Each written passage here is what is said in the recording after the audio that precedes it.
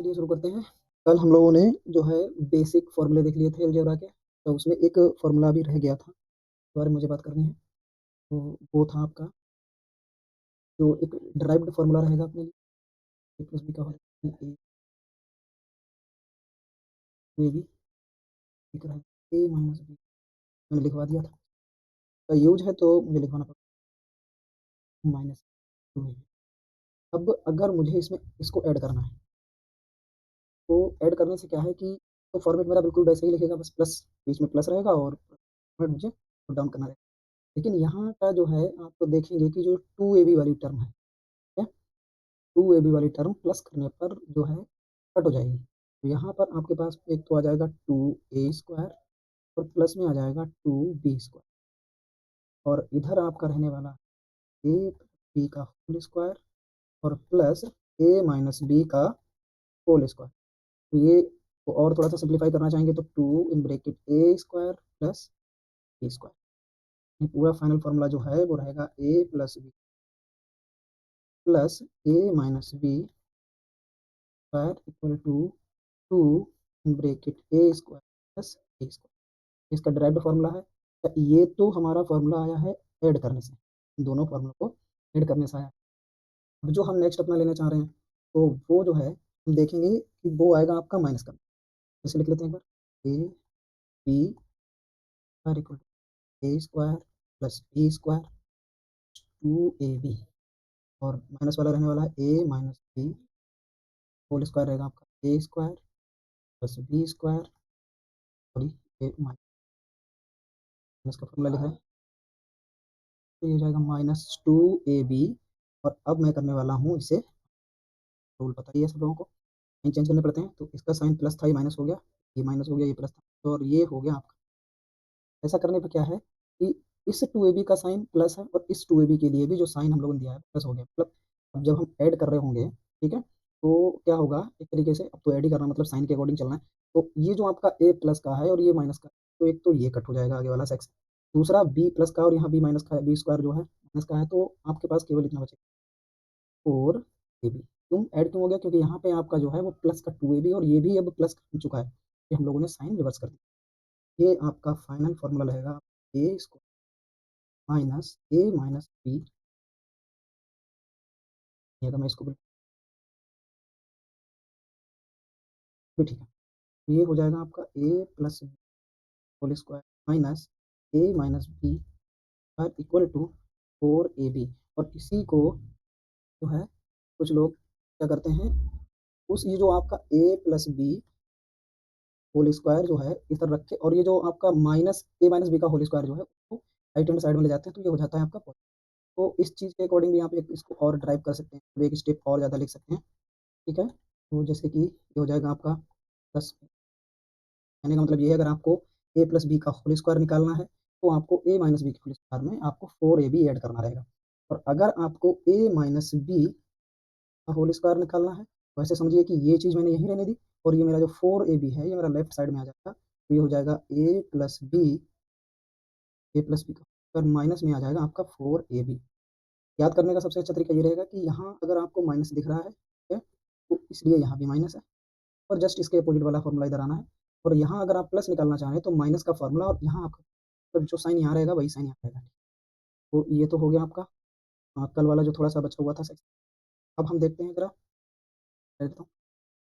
अब हम देखेंगे जो सर्ड सेंटेंस, जो कि आज का जो है मेन टॉपिक रहने वाला है, कि इस टाइम पे पावर्स ऐड होंगी, कब पावर सब्ट्रैक्ट होंगी, तो ये सब चीज़ें। तो पहले तो सीख लेते हैं कि सर्ड्स और इंडिसेस में अंतर क्या होता है, ठीक है। तो कहता हूँ कि इंडिसेस क्या होता है। इंडिसेस का मतलब होता है कि अगर आपकी कोई पावर है, ठीक है, यानी अगर आपकी पावर वो ग्रेटर देन वन है, यानी कि वन से ज़्यादा है। वन से ज़्यादा होने का मतलब आप ये समझिए कि वो लगभग जो है इंटीजर पावर में, ठीक है, आप इसको इंटीजर कंसीडर कर सकते हैं, ठीक है, ये हो जाएगा आपका। और जो आपका सर्ड्स होता है, सर्ड्स में जो आपकी पावर होती है वो होती है लेस देन, इतना सा याद रखिए।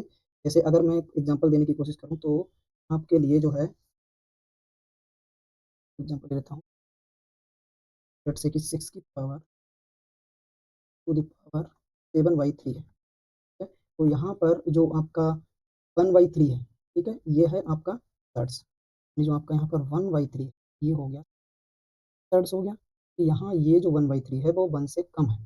और अगर मैं बात करूँ यहाँ इंडिसेस की, तो देखिए मैं इसको क्या लिख सकता हूँ 1 टू द पावर 1/7। तो यहाँ जो ये 7 रिप्रेजेंट कर रहा है किसको? ये रिप्रेजेंट कर रहा है आपका इंडिसेस, ठीक है? तो ये तो हो गई बेसिक सी बात। देखते हैं कि यहाँ पर किस टाइम पे जो है पावर्स ऐड होंगी और किस टाइम पे आपकी पावर सब्ट्रैक्ट। तो ये इसे बोलते हैं हम लॉ ऑफ इंडिसेस। ये हम बात इंडिसेस की कर रहे हैं, हम देख रहे हैं यहाँ पे लॉ।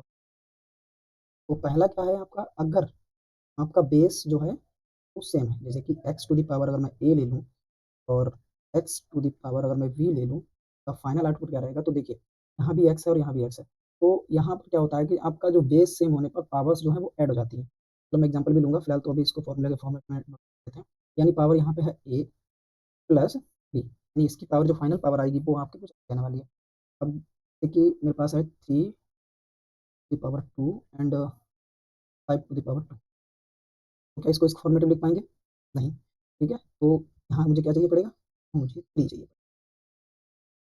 तो यहाँ पर ये 3 है, 3 है। वैसे भी अगर मैं देखूँ तो 3 को मैं क्या लिख सकता हूँ 9, ठीक है? और इसको क्या लिख सकता हूँ 9 लिख सकता हूँ। तो 9 9 जा 81, और 81 एक्चुअल में अगर हम टाइम फैक्टराइजेशन इसके जब करते हैं तो ये 3 टू द पावर 4 होता है। क्या यहाँ से भी ये आएगा? अगर आई है तो सही है।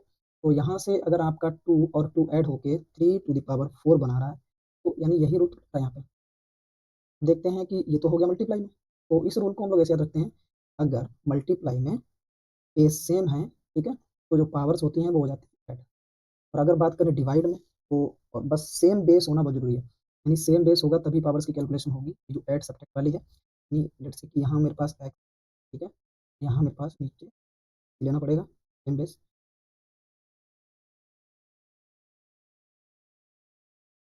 और यहाँ मैं ले लेता हूँ m और ले लेता हूँ, पावर डिफरेंट है बट बेस सेम है और डिवाइड की कंडीशन है।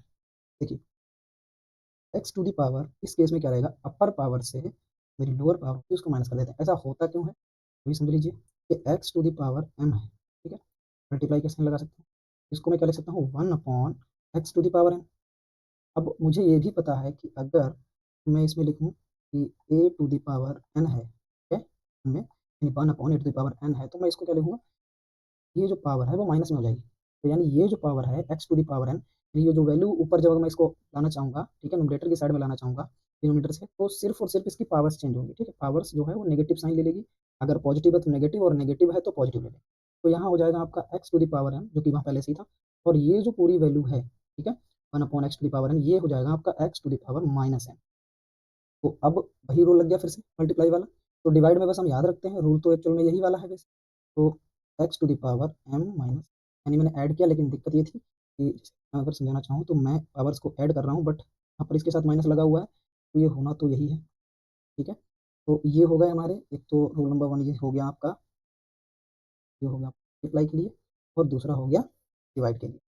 तीसरा रूल क्या है, जो कि मैं ये बता चुका हूँ, आप इसको तीसरा मान सकते हैं कि जब भी जो है कोई वैल्यू जो कि पावर्स की फॉर्म में लिखी हुई है, वो अगर हम ऊपर लाना चाहेंगे तो उसकी जो पावर, यानी ऊपर मतलब ये है कि न्यूमरेटर में लाना चाहेंगे तो उसकी जो पावर है वो मतलब रिवर्स साइन लेगी, ठीक है? अगर पॉजिटिव है तो नेगेटिव, अगर नेगेटिव है तो पॉजिटिव। फिर उसके बाद में देखते हैं, ये तो हो गया बेस सेम होने पर। अगर पावर सेम होंगी तो उस केस में क्या होगा, ये भी देख लेते हैं। तो पावर सेम होने पर, जैसे कि ये मेरे पास है पावर है m इंटू ये है बाई, यहाँ क्या है कि बेस सेम है, बेस बेस डिफरेंट है, पावर सेम है, तो यानी इसके केस में क्या रहता है कि जो आपके बेस है, इनका तो मल्टीप्लाई होगा, और पावर जो है वो एक तरीके से आपकी पावर जो है कॉमन आ जाती है। अगर मैं इसका एग्जांपल लेना चाहूँ तो मैं ये लिख सकता हूँ 2 की पावर 3 है, ठीक है? और 3 की पावर भी, तो मैं कैसे लिखूँगा, मैंने बताया था कि जो आपका बेस है उसको मल्टीप्लाई में लिख लीजिए और पावर जो है उसको होल पावर लगा, सेम है। तो ये हो जाएगा 2 3 जा 6, 6 3 जा मतलब 60 की पावर 3। और और अगर यही चीज़ देखिए, ये तो हो गया कि base different but power same. पीछे पड़ा था कि बेस सेम पावर डिफरेंट, ठीक है? तो ये तो हो गया। और अगर कहीं ऐसा केस आ जाता है कि x to the power m लिखा हुआ है और उसकी भी कुछ पावर लग रही है, लेट्स से कि n ही लग रही है, ठीक है? तो यहाँ के केस में क्या होता है, सीधे-सीधे जो आपकी जो पावर्स होती हैं, नहीं मैं इसके ऊपर और कोई पावर लगाना चाहूँ, ठीक है? तो उनका सीधे-सीधे मल्टीप्लाई हो जाएगा जैसे। ये आपका हो जाएगा x to the power m n, m मतलब मल्टीप्लाई हो गया।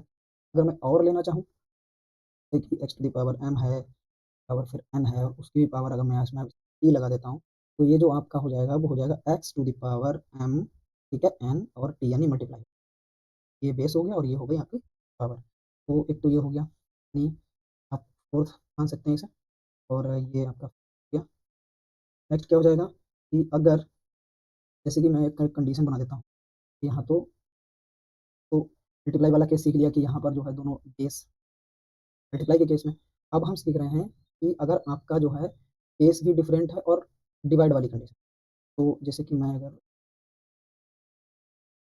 एक्स में बाई है और इसकी पावर भी एन लगी हुई है और इसकी पावर भी एन, यानी क्या है, जो पावर है वो सेम है, बट बेस जो है यहाँ और यहाँ डिफरेंट। तो बेस से तो कोई मतलब है नहीं हमें, हम क्या करते हैं पावर को ही जो है कॉमन के केस में सिर्फ इतना रहेगा। यानी अगर इस टाइप से कोई चीज़ लिखी हुई है, या मान लीजिए जैसे कि ये 6 लिखा हुआ है, 6 टू द पावर n लिखी हुई है, तो मैं पहले तो देखूंगा कि 6 को कैसे प्राइम फैक्टर कर सकता हूँ। तो मैं 6 को कर सकता हूँ 2 इंटू थ्री की पावर जो लगी हुई है पावर n, और इसका मतलब क्या हुआ कि थोड़ी देर पहले ही सीख के आए हैं कि अगर ये मल्टीप्लाई में कोई चीज़ है, जैसे देखिए यहाँ, ये फॉर्मूले एक साइड से थोड़ी ना होते हैं, ये लेफ्ट से भी राइट से भी आप जैसे तो जैसे चाहें वैसे आप देख सकते हैं। एक्स वाई की पावर जो m लगा हुआ है, क्या मैं इसको x to the power m into y to the power m लिख सकता हूँ? सेम वही केस है, यानी जो होल पावर लगी हुई है n, इसको मैं सेपरेटली भी लिख सकता हूँ, two to the power n into three to the power n। तो एक तो ये कंडीशन हो गई, तो ये तो आ चुका हूँ मैं इसमें।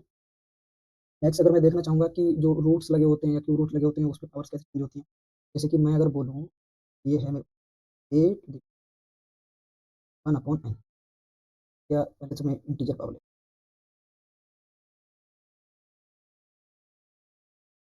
ए टू द पावर में ले लेता हूँ एन।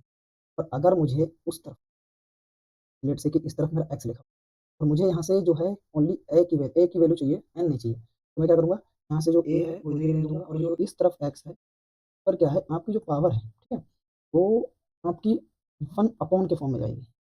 वन अपॉन के फॉर्म में कहने का मतलब ये है कि वैसे तो ये देखा जाए तो एन को आप क्या लिख रहे हो, एन अपॉन वन।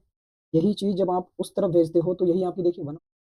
तो एक्चुअल में हम लोग इसको देखते हैं, ये होता है आपका एन अपॉन वन। देखिए एम एन मतलब कोई भी आपका इंटीजर है उसके पीछे आप वन मान सकते हो। इसके लिए जितने भी आपके इंटीजर होते हैं वो रेशनल नंबर होते हैं, तो पी वाई की के फॉर्म में तो बना सकते हो। तो एक तो ये हो गया, और आपका क्या हो जाएगा, हाँ मैं आपके एक दे सकता हूँ इससे, कि अगर पावर आपकी इस तरफ है तो उधर जाके वो जाएगी to the power one upon n के फॉर्म में होगी। तो यहाँ पर हो जाएगा आपका, एक चीज़ बताना भूल गया मैं, कोई भी वैल्यू है, एक्स है या वाई है या कुछ भी है, अगर उसकी पावर जीरो लगी हुई है तो उसकी वैल्यू हमेशा जीरो होती है। यानी एक्स की जगह पे कुछ भी हो सकता है, मतलब कुछ भी वैल्यू, ठीक है। बस क्या है कि ये जो एक्स है ये खुद में जीरो नहीं होना चाहिए, ठीक है।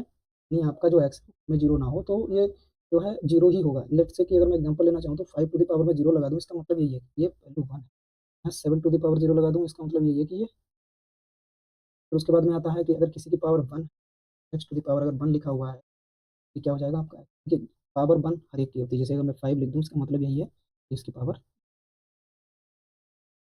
नेक्स्ट अगर आपकी दो वैल्यूज इक्वल है, जैसे कि ये मैं मान लूँ ए टू द पावर एन, अगर इक्वल है आपका ए टू द पावर एन के, तो देखिए बेस तो इक्वल है, ठीक है, और वैल्यूज इक्वल है। ऐसा पॉसिबल ही नहीं है कि बेस बेस इक्वल होने पर पावर डिफरेंट हो और वैल्यूज इक्वल हो। इसका मतलब ऐसा सिर्फ तभी पॉसिबल है जब एम और एन ये भी आपस में बराबर होने चाहिए, ठीक है। कि अगर मैं टू की पावर थ्री ले लूँ और इधर भी टू है, तो इधर मुझे थ्री लेना ही पड़ेगा, यानी ये जो एम है वो एन के बराबर होना ही चाहिए। और ऐसी कोई वैल्यू नहीं है कि मैं थ्री के ऊपर लगाऊं, एन की कोई भी वैल्यू ऐसी पॉसिबल नहीं है जो मैं थ्री पे लगाऊं, ये पावर्स के फॉर्म में लगाऊं और वो जो है आपका किसी प्रकार से इसको इक्वल कर पाए, ठीक है। तो थ्री ही लेना पड़ेगा। ये हो गया एक। तो एक जस्ट लगभग ऐसा ही है कि अगर मैं नीचे, अभी तो मैंने बेस सेम कर दिया, अभी मैं पावर सेम करने की कोशिश करूँ, ठीक है, तो पावर सिर्फ एक ही कंडीशन में सेम होती है। जैसे कि अगर मैं लूँ पावर एम इक्वल टू, ये हो गया बाई टू दी पावर। इस केस में क्या है, इस केस में अगर ये दोनों चीज़ें बराबर हैं, ठीक है, तो ज़रूरी ये है कि जो एक्स और वाई की वैल्यू है ये सेम होनी पड़ेगी।